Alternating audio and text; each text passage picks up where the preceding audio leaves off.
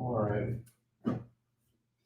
So we have 0 people watching. Nice.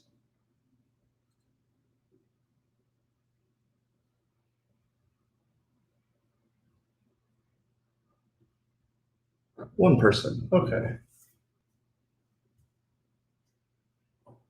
So today we're going to be covering Riemann sums, which is going to play a large role in calculus too, but it's not so much a large role in calculus 1. You just need to know how to do them essentially.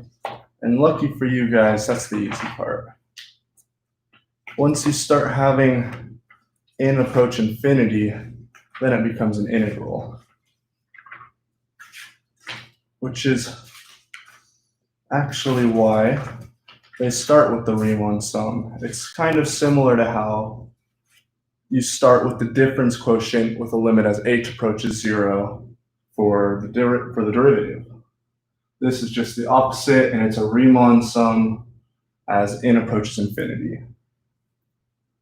So let's see, 5.1 work. You guys said that you guys are doing 5.1 and 5.2. So let's go over some basic terms here. And I'm just going to kind of write some formulas on the board just so we have a reference for what we're looking at all times. So let's see. Let's just start with some basics here, some pictures.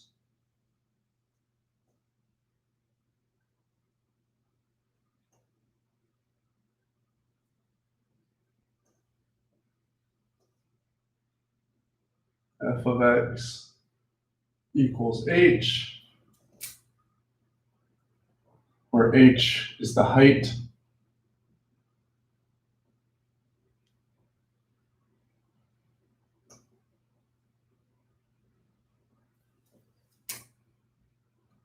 Then this is point B, this is point A, so the width is equal to the distance of B minus A. And if this space in between right here is the area, then we know that since A is equal to height times width, that A must also be equal to height times B minus A.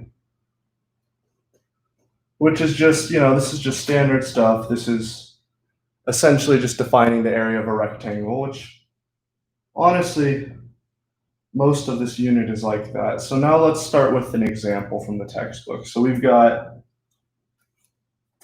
f of x is equal to 1/2 x plus 3.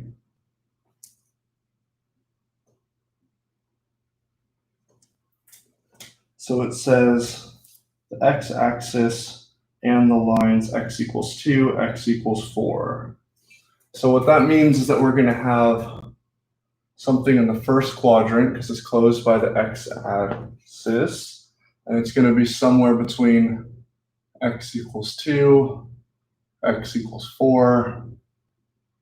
So now what we need to do is graph this function. So it's going to be plus 3, so we're going to start at 3, and it's going to go up 1 over 2, and up 1 over 2. So essentially, this graph right here is going to kind of look like, let's see if I can get it, something like that. A little less curvy, but nonetheless, it should look something like that. So we want to find the area of this right here. So let's look at all of our points here. So when x equals 2, our y value, so 2 times 1/2 is 1 plus 3. So this is going to be 2, 4. This one right here, when x equals 4, is going to give us y equals 5. So we're going to have 4, 5. Then, of course, we know that this is going to be 2, 0. And this is 4, 0 here as well. So this is just to kind of get an idea of what the shape is going to look at. Oh, what the shape is going to look like. So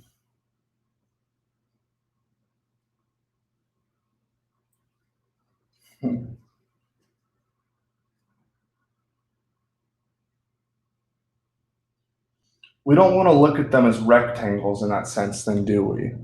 Instead, I think it would be more useful to view these as trapezoids, because if we view it as rectangle, we estimate from the left side, if we estimate from one side, if we estimate from the left side, we're going to underestimate, because that's going to be missing this right here. And if we estimate from the right side, that's going to be overestimating, because it's going to be getting that side right there. So what we want to do is we want to just get rid of this rectangle ideology, and we can do that by subdividing, which is a fancy way of saying turn it into smaller rectangles, because the more subdivides we have, the less error we're going to have as well. So the way we're going to do this is not as easy as I would like it to be, but nonetheless, we are going to do it. So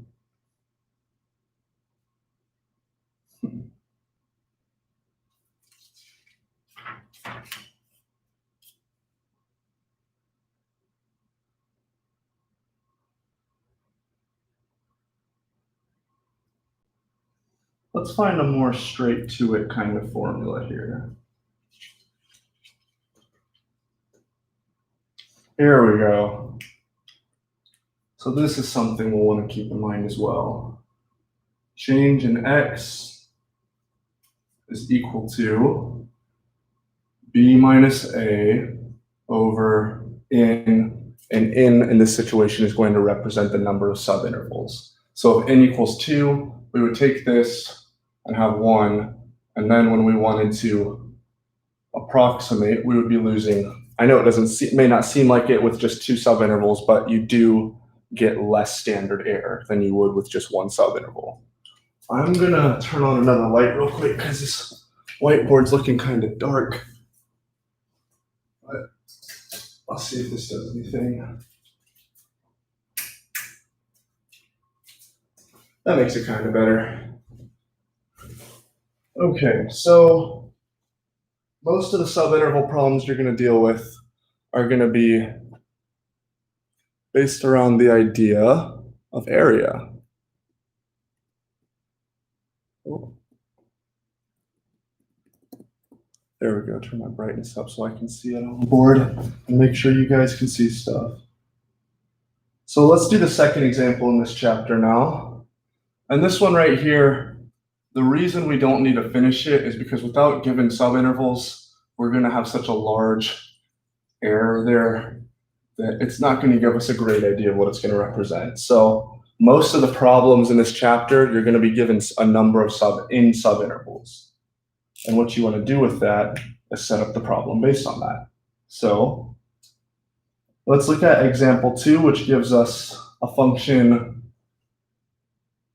f of x, which is equal to x squared from 0 to 10 by using lower sums rectangles that lie under the graph. So we're going to say lower sums. And I'm just writing out some details so you guys all have time to set up the problem on your own.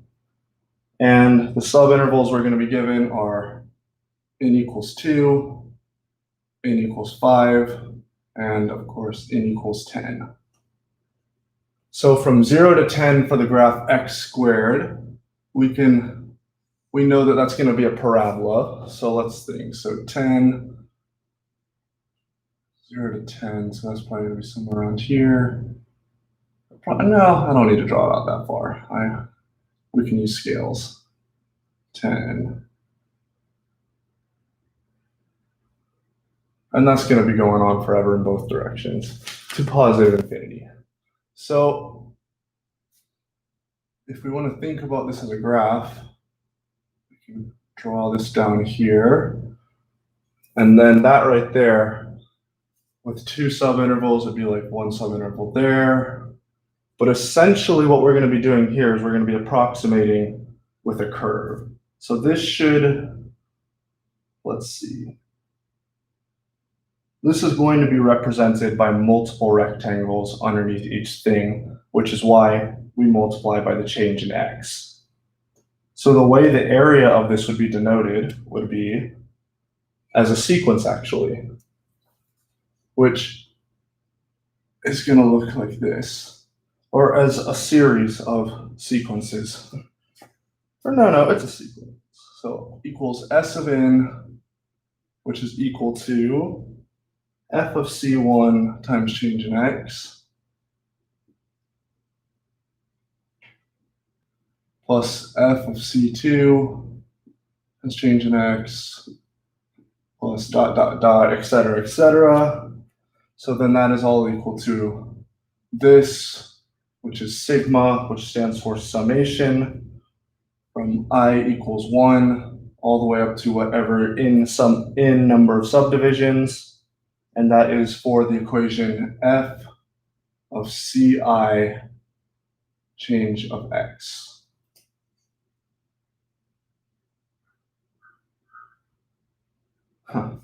So the way we do this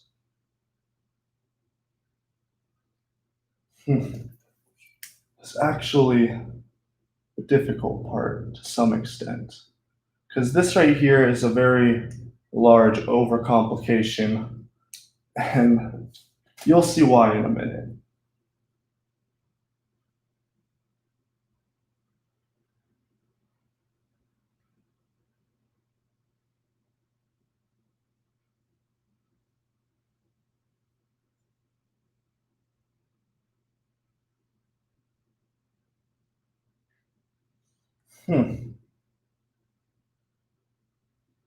Okay, so let's draw the graphs for a few examples here. I'm going to erase some stuff over here to clear some room. And this right here, guys, I just kind of want you to get a better idea of what these rectangles look like, because if you don't understand it graphically, it's going to be a lot more difficult to work. So with that in mind, we're going to stick with the same problem they gave us. So I'm just going to draw all 3 graphs with the subintervals. So x squared, something like this. We're going to 100. Then x is going to be over here at 10, because 10 squared is 100. So with 2 subintervals, that's going to put us at 5. So that's going to give us, let's see, that goes farther over there. It's going to give us this rectangle right here. And of course, that's going to leave all of this area around here missing. So now let's look at what happens when we get 5 subintervals. So it's still going to be the same range and domain for the graph, 110. Same general shape because it's still a parabola, even if I'm not the best artist on the planet. But this time we're going to have 2, 4, 6, and 8. So we're going to have, let's see, this triangle, this one, and then this one as well. And the reason we're doing this is because we want lower Riemann sums, which means that we are underestimating the graph, and thus, when we are doing it this way, the error that we are facing is right here between the curve and the rectangles. And then all this error right here. And that's 5 subdivisions. And 10, as you can see, the error is obviously decreasing a lot as we go higher and higher with the subdivisions. So now the question is, what's the area? So with 5 subdivisions, our area is going to be, well, 2, 4, so let's go up, 8, 32, so 2, 4.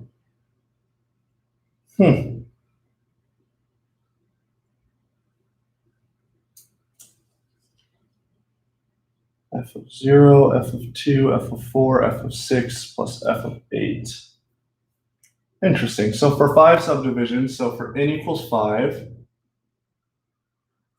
we're going to take change in x, which is equal to, let's see, b minus a over n. So that's going to be 10 over 5, so 2. So change in x times f of 0 plus f of 2 plus f of 4 plus f of 6, and then plus f of 8. And the reason we don't include number 10 is because this is lower Riemann sums, meaning we're starting at the left endpoint instead of the right endpoint. So don't forget, you still have to distribute this 2 to every term here. So f of 0, 2 times 0, so that's going to give us, let's see, 0 squared is just 0 times 2, it's still 0. So we got 0 plus f of 2. So 2 squared is 4 times 2 is 8. So plus 8 plus f of 4. 4 squared is 16 times 2 is 32. Plus f of 6. 6 squared is 36 times 2 is 72. And then plus f of 8. So 8 squared is 64 times 2 is 128. And this is A when n equals 5 for the number of subdivisions.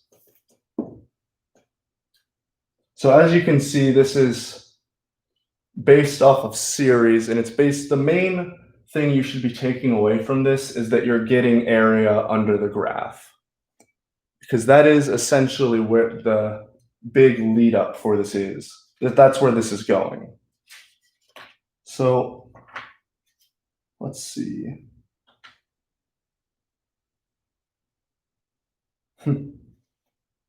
Okay, so now let's do some big picture thinking here. So we saw that the area reduces every time when we increase, the area of error is reduced when we increase the number of subdivisions.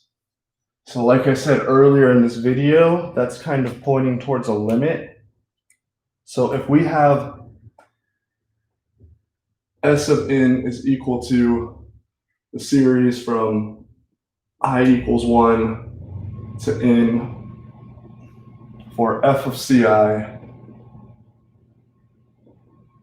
times change in x,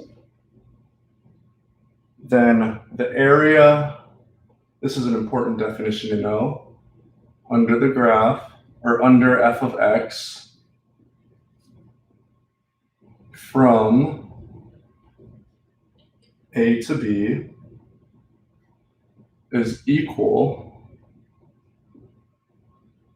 to limit as n approaches infinity for s of n, which is this one up here.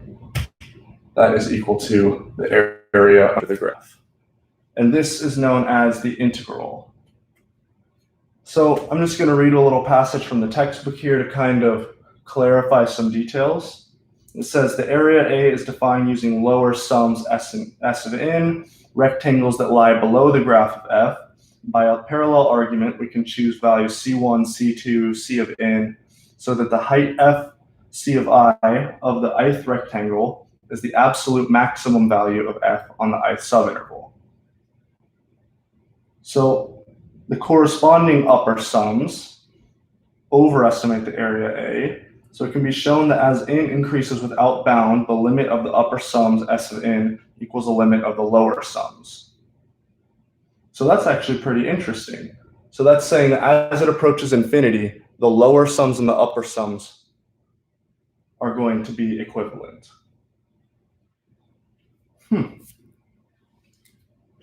So now let's look at example 3, which is going to be an upper sum. So I'll keep this on the board too for example 3, because it seems to be immediately relevant. So we've got this problem, f of x equals 3x from 0 to 10.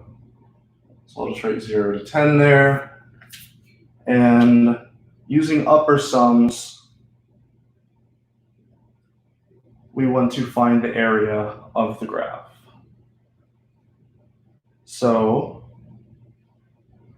let's see.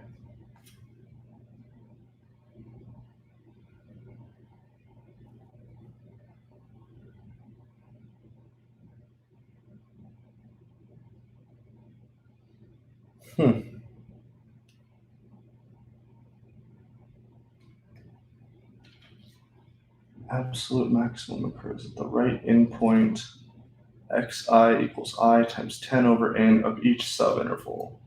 So let's look at what that means.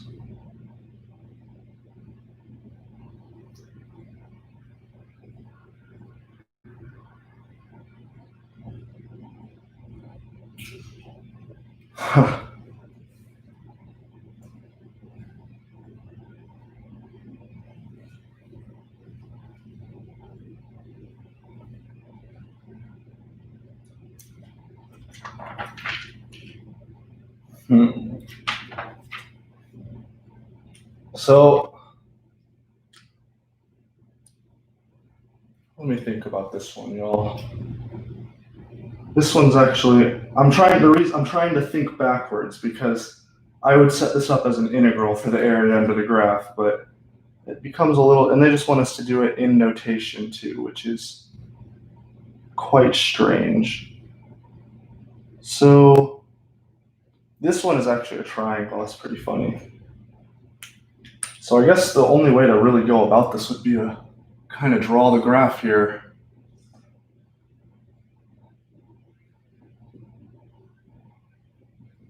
So 10, and that'll be 30 because it's 10. If this is the function f of x equals 3 times x. Yeah, that's pretty clever. So 1/2 base times height.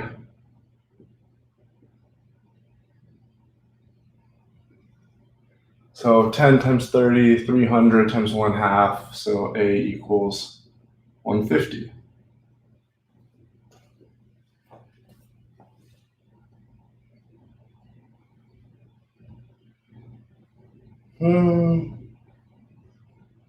No, you shouldn't expect to see any upper sums on the test, or if you do, it will give you a number of subdivisions. The reason I'm kind of skeptical to work this one is because it wants you to work it while keeping the variable in the whole time, which it does work that way, but I don't think you will see anything like that where you just have to simplify the variable out all the way. I think you're going to be given definite numbers for this material in the next test and the final. So let's look at the midpoint formula in 5.2.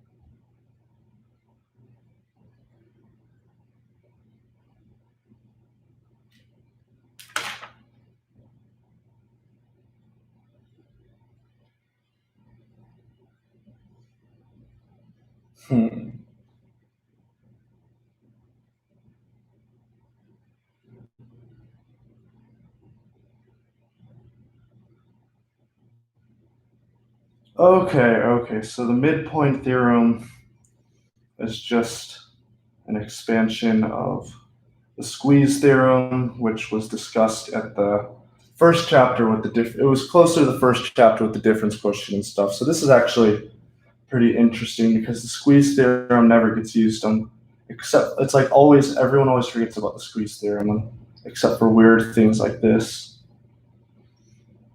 Okay, so this is saying that absolute maximum and absolute minimum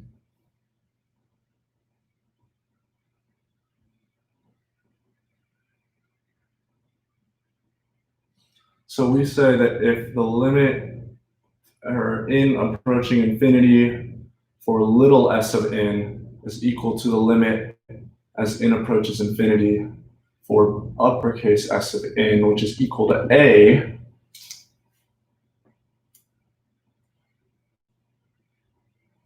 and under the conditions that little s of n is less than or equal to some function from I equals 1 to n for f of ui times the change in x, and that's less than or equal to uppercase s and n, then this right here, by the squeeze theorem, is also equal to a.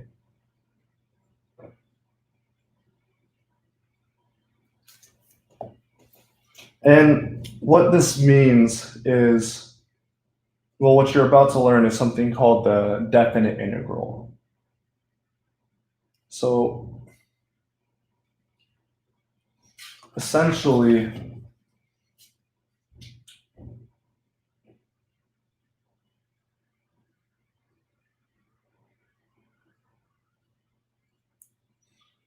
what this is saying is that the sum of these Riemann sums, these Riemann sums for f on the closed interval of a to b form the foundation of integral calculus, which is what we're about to be going into in this class. If you're on the homework, you should be just now starting some basic definite integrals. And let's start with a definition of a definite integral.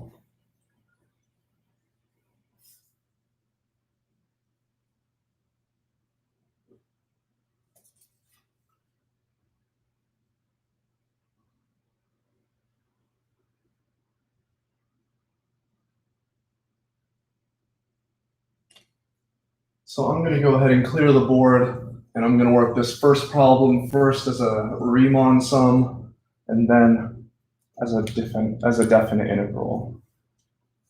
So we've got f of x equals x squared minus 3, and the domain is 0 is less than equal to x, which is less than equal to 6. Partition the interval 0 to 6 into 4 subintervals. We got our 4 subintervals are 0, 1, 1, 2, 2, 4, and 4, 6.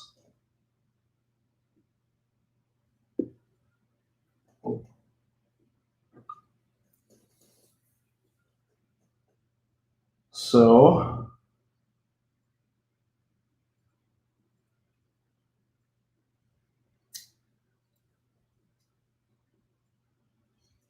in this situation, n would be equal to 4. Those 4 subintervals have length.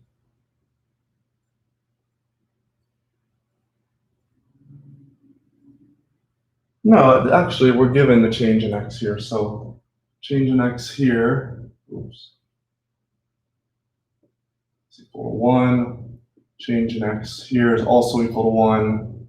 Change in x here is 2. And change in x here is also equal to 2. And the reason that is just 6 minus 4, 4 minus 2, 2 minus 1. And this is just because they gave us the subintervals to start with. So now we get to do the fun part, which is find the area.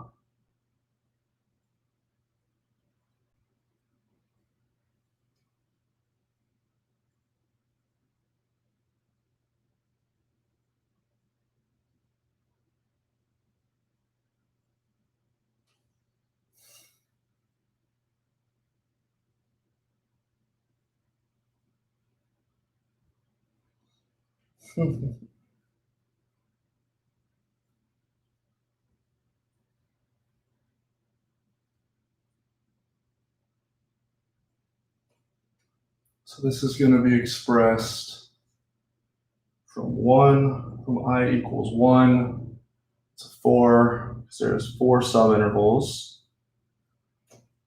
where f of ui times our change in x. So what that means is we're going to take this expression, and for x we're going to plug in 1 through 4, and we are going to get the sum of that, and then we're going to FOIL out the change in x, or just multiply the change in x per term, actually. So let's see, we've got f of 1 times change in x is equal to 1 minus 3, negative 2 times 1 is just negative 2. F of 2 times change in x is equal to 4 minus 3, which is equal to 1, times 1 is just going to be 1. F of 3 times change in x is equal to 9 minus 3, which is 6, times 2, which is 12. And then f of 4 times change in x is equal to 16 minus 3, which is 13, and then times 2, which is going to give us 26.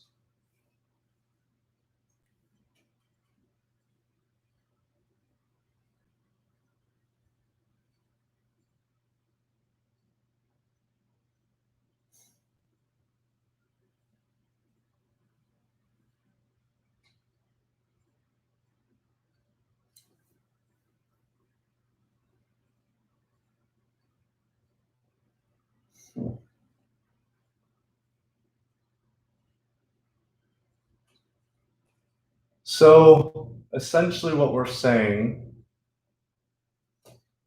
is that from 0 to 6, the function x squared minus 3 dx, which is what we're going to use for interval notation to denote change in x. So the only difference here is that we also have to do an antiderivative. So what that means is that we add 1 to the top and divide by 3. We don't have a and then we do have a term here, then minus 3x from 0 to 6. So let's see, 6 cubed is 216.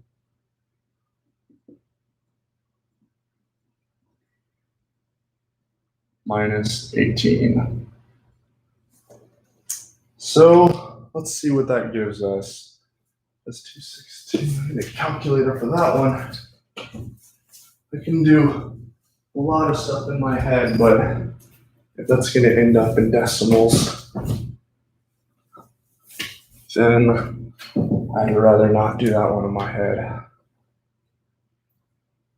So let's see, 216 divided by 3. Oh, 72. So I guess I could have done it. Minus 18 is going to give us 54. So the area of this function from 0 to 6 here is equal to 54. So let's see how much error we had over here. So let's go double check my work. 4 minus 3 times 1. Yeah, I'm right. Okay. So -1, and then 26 plus 12 is going to give us 38, so 37. So this right here is this is the actual answer for the area under this graph. This has a lot of error, as you can see. There's a good bit of difference between the two answers there. And the reason that is because with the change in x, there's a number of subintervals. You want the change in x to be 0, which would mean that the number of subintervals equals infinity. So if change in x equals 0, then n equals infinity. And that's the premise of what an integral is in terms of a Riemann sum. And the reason it works is because of the squeeze theorem, which is stating that if we do the Riemann sum above the graph, and then the Riemann sum below the graph, and we have a function between those two that is, greater than the smaller graph, but less than the larger graph, then by the squeeze theorem, that would also be equal to the area as n approaches infinity. But n approaching infinity is the same as writing as change in x approaches 0. Because we're saying that the change is 0, so just at every single point along the graph, essentially. Because that would mean that every point in the graph is accounted for from 0 to 6. Now, if we were given an integral like this, something that if you're starting this stuff in the homework, like if you're just given an indefinite integral, like the integral of x squared dx, which you're honestly not going to see anything too much more difficult than that, then what you would do here is you would do equals raise the power up by 1 and then divide by that, and then you have to add c. And the reason we have to add c for these and not antiderivatives is because antiderivatives is a situational thing. So a derivative only has one antiderivative, but an integral can represent infinite derivatives, because it can be if you try to work an integral backwards to get what you started with, then you're still going to have to account for c here, which you can't do without initial values, which you're not going to learn that in, if you did any of the differential equations problems from the textbooks, it's similar to that.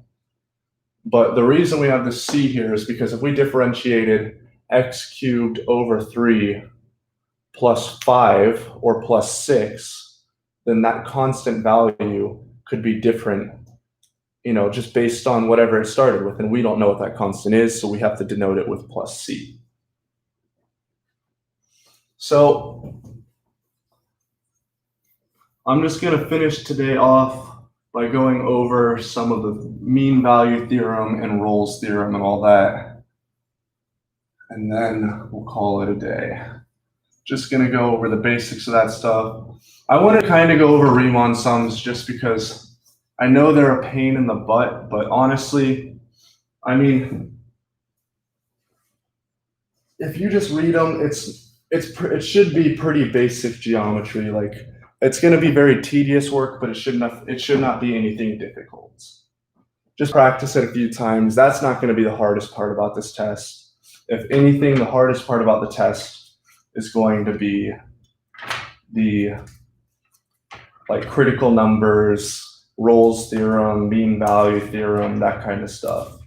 But I happen to have an excellent resource for it. So let's see, maximum and minimum values, critical numbers, extreme value theorem, Rolle's theorem, mean value theorem, corollaries to the mean theorem, I don't even know that. Increasing, decreasing function test, we will need to know that. Concave up and down inflection points, first derivative, second derivative, L'Hopital's rule. Yeah, this will work.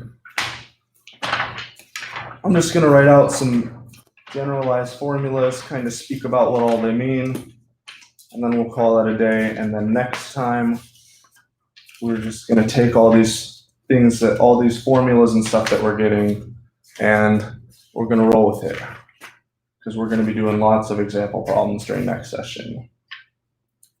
So critical numbers. Here we go. Let's see. The definitions page.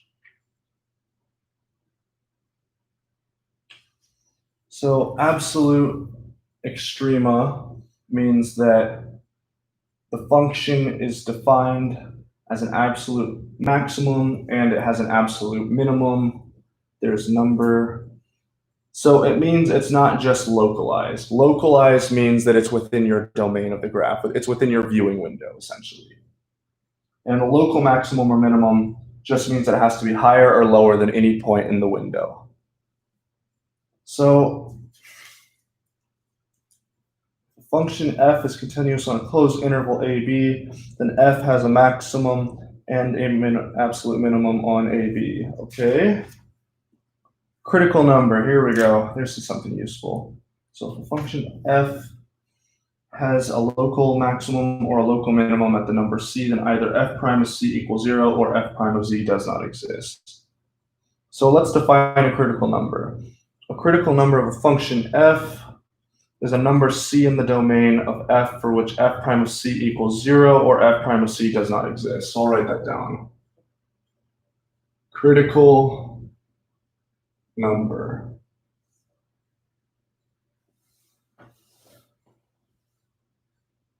A number c in the domain of f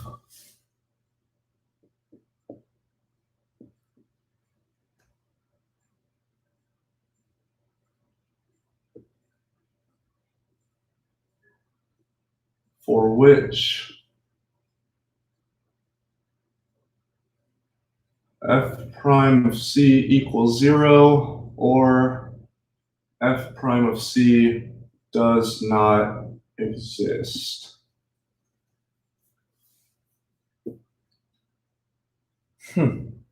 So let's start with some basic problems. So like example 1 here, I'll just work out 1 real quick.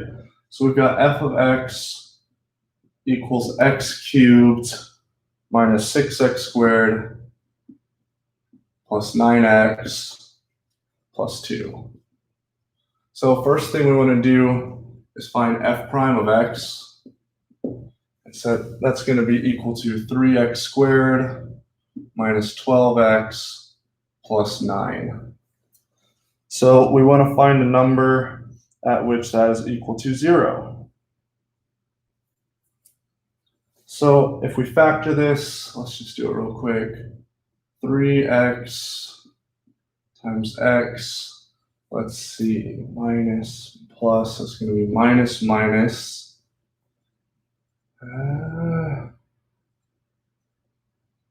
Does that factor? Yes, it does. 3. So we're going to have a 0 at 3x minus 3 equals 0. So plus 3 at x equals 1, and then at x equals 3. So those are two critical numbers. So our critical numbers are 1 and 3. And the reason I did this, it should be pretty easy to differentiate for y'all at this point. This is just a basic polynomial expression. All I had to do is the power rule, and then I just factored that out to get the zeros. And that is just algebra. That's just solving a quadratic expression. So let's look at the next little thing, locating extreme values. Values of f at the critical numbers in the open interval, b, f of a and f of b, the values of f at the endpoints. Okay, so critical numbers and endpoints.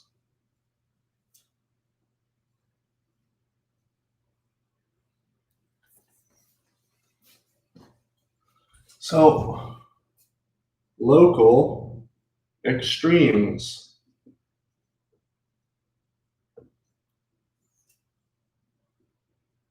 Locate critical numbers and endpoints. Solve for values. Identify min/max.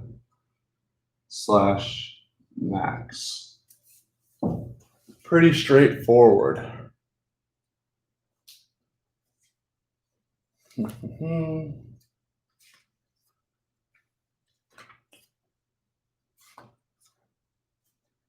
Mean value theorem.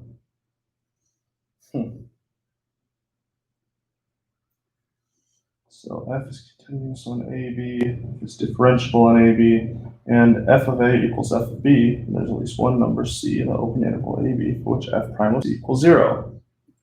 So Rolle's theorem, if you have your textbook or have been taking notes in class, then you should have it written down with you. But basically what it states is that if the three conditions that f is continuous on the closed interval from A to B, f is also differentiable from A to B, and f of A equals f of B, then there's one number C in the open interval A comma B for which f prime of C equals 0. So essentially, it's used to find critical numbers for graphs that we may not be able to find the 0 values at. So mean value theorem is an application of Rolle's theorem. So let's see what this does. The mean value theorem. So let f be a function defined on a closed interval AB. If f is continuous on AB and differentiable on open interval AB, there's at least one number C in the open interval AB for which f prime of C is equal to f of B minus f of A over B minus A. That's kind of interesting. So let's write that down and kind of take a look into it before we call it a day. So mean value theorem. You should have this and Rolle's memorized for your test. F is continuous on AB. F is differentiable on AB, but it's an open interval. Then f prime of C, so at least one critical number, or at least one number C in the open interval AB will be equal to the rate of change between f of B and f of A over B minus A. So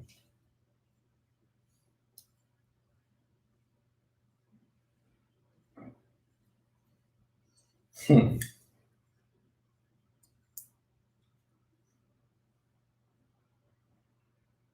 mean value theorem is an example of an existence theorem because it does not tell us what C is, it just tells us that C does exist.